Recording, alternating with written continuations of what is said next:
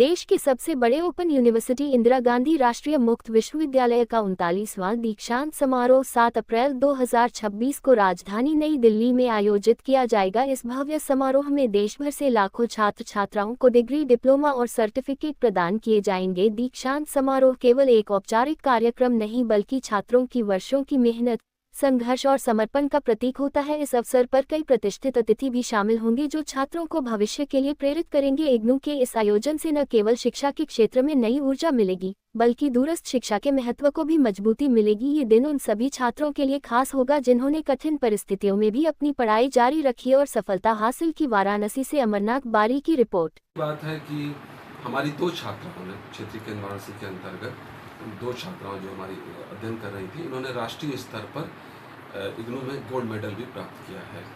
छात्रा रोली सिंह ने BA general में गोल्ड मेडल प्राप्त किया है और छात्रा इशिता त्रिपाठी ने बीए लोक प्रशासन ऑनर्स में गोल्ड मेडल प्राप्त किया है राष्ट्रीय स्तर पर। सर, बात की जाए दीक्षांत समारोह में तो इस बार कुछ खास क्या रहेगा?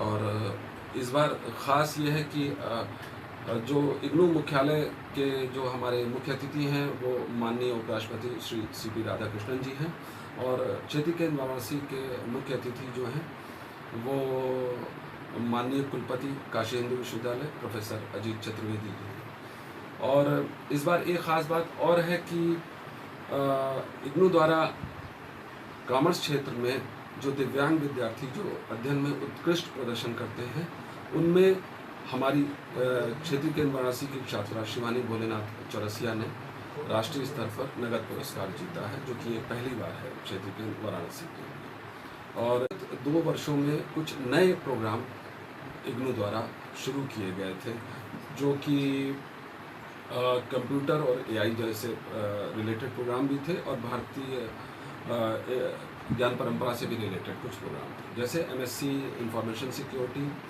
एमएससी वैदिक, एमए वैदिक स्टडीज़ या एमए वैदिक अध्ययन जिन्हें कहते हैं, एमए हिंदू अध्ययन, और सर्टिफिकेट इन भारतीय कालगणना और सर्टिफिकेट इन वैदिक गणित जैसे प्रोग्रामों में पहली बार विद्यार्थियों को डिग्री प्रदान की जा रही है।